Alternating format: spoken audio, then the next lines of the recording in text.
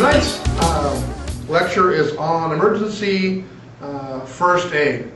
One of the things that happens in almost any first aid situation or any emergency situation is that the people who we most rely on to take care of us, namely the EMTs, doctors, and nurses, probably will not be available during an emergency.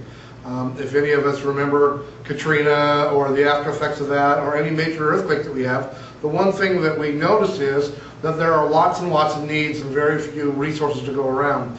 So one of the things that we need to know is how to take care of ourselves and others in the event of emergency.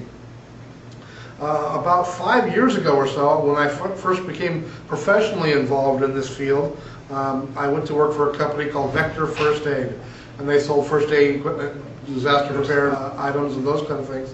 And one of the things that I was kind of stunned to find out when I was in charge of selling first aid equipment is that there is no such thing as a standard first aid kit. Hi, come on in. Come on in and have a seat. There is no such thing as a standard first aid kit. There are recommendations by different organizations, the Coast Guard or the American National Safety Institute, ANSI, or other places like that. But almost anywhere you go, any company you go to, there is a wide varying range of first aid kits and what is in them. And one of the other things I found out as when I was trying to sell this as a professional, that people would inevitably be at seminars or things like that. People would say, well, what kind of first aid kit do I need? Well, that's a darn good question. And so I have to ask them a question, and that is, what do you do, where do you go, and what level of training do you have? By that I mean, if you have a big, huge first aid kit, something like this, that you hang on the wall with lots of things, are you the type of person that if somebody starts to bleed, you're going to run over and help them, or are you going to run away? If you're of the group that I'm going to run away, then you don't need a big trauma first aid kit because you're not going to help anybody who's in trauma, especially if you don't have any training that way. Let me put a small pitch in here. It's one of the things I do is CPR and first aid training. If you don't have some sort of training by me or anybody else, I suggest you get some. It's really good information to know for yourself and those around you. So the first aid kit is as diverse as who you are, what you do, and what your knowledge base is. If you work in an office, that's where you work all the time, and you don't work around construction sites or anything else, most of what you're going to need is small bandages. I mean, how many times do you put a bandage on a blister on your foot because your shoe doesn't fit very well, as opposed to fixing somebody who has a screwdriver sticking out of their neck? I mean, obviously, one happens more often than the other. In fact, most of the first aid I've ever done is the first kind, putting bandages on my daughter's feet because they wore shoes that were too tight.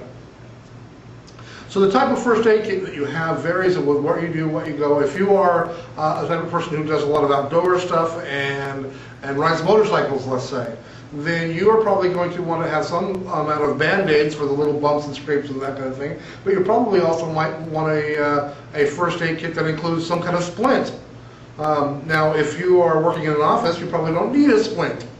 I don't know that any tragic stapling accidents that require splints. It could happen, but I've never seen one. So what you do, where you go, probably would involve the kind of first aid kit you get. Those type of first aid kits, by the way, you'll always see a first aid kit that says 500 pieces. Well, yeah, the 500 is 490 band-aids. Well, that's fine if you use a lot of band-aids for that purpose, but you kind of need to get one and customize it. The best first aid kit you can get is like any other kit that you get, a 72-hour kit or an emergency preparedness kit. Go buy one from some company and use that as a starting block to fill it with the kinds of things that you need. All of my first aid kits, or most of them, the ones I carry around me, almost all of them have feminine hygiene products in them. I have wives and daughters, and they need those kind of products, A. B, they're also really, really good for trauma events. They are perfect for that endeavor, as a matter of fact. A lot of the combat veterans in Afghanistan and Iraq are commenting that that's one of the things that they use them for, is because they serve a very good purpose that way. So get one and then expand it to what you need it for. I brought along a couple of the ones that I carry with me. I have this one in a little backpack that I carry and go around with me. This one obviously is not going to carry very much stuff. I have another one too that has mostly just bandages in it. This one is mostly just medicines. Aspirin and Sudafed and ibuprofen and some burn cream and other kinds of things like that. A pair of gloves in here as well. So obviously this is not going to carry a lot, but you know, you can put amazing amounts of stuff in something like this. And so having something like this in your glove compartment or purse or somewhere close to you to have for a first aid backup is a good thing. This is actually the trauma kit that I have that goes underneath the seat of my car. This is the one I have all the time. This one has all kinds of things in it. It actually folds out. This is one of the older versions, but I can see if I can spill out everything out on here. It folds out, and as you can see, there's pockets for bandages and scissors, and that just fell to the ground. I have tongue depressors, I have cold packs, triangle bandages, and I have a thermometer and those kind of things. I have trauma packs. I have a splint that comes with the package, burn packages as well. Thank you very much. As well as trauma pads. So this is obviously more for trauma and life's big boo-boos rather than life's little boo-boos. But you know, there's a feminine hygiene product in here, and gloves and other things like that. So to use, emergency blanket for people who are in shock and those kind of things. So this is more designed for major events. But all the things that are in here are not all that what came with the kit.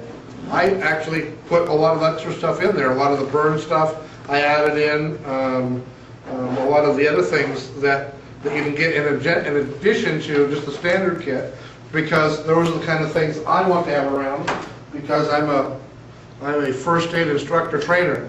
And so invariably, if I go out on camping or anywhere, everybody brings the injured people to me. And so if I don't have a first aid kit or something to take care of them, people look at me askance. So I mean, it happens to me all the time.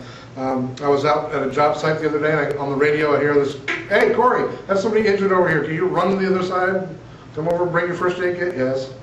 So I went over and took care of them. And so I need those kind of things because I have that happen to me all the time. This particular first aid kit actually sits inside my garage. On the wall of my garage, it's part of our kit should there be a major disaster or something like that. I need to come to the church, I need to go someplace. I take that off the wall, as well as a bag I have that has trauma pads and seat collars and a bunch of other stuff that I have that I can run out and take it anywhere else. But this also has, you know, aspirin and eye washes and everything else in between. So what should you have as a first aid kit? It ranges from having a little, $4.95, $5 boo-boo kit that you can take and keep along with you, up to $100 worth or more. I mean, you can really spend a lot of money, trust me, on first aid equipment and everything else that goes around. But you should have the basic things to take care of trauma and need.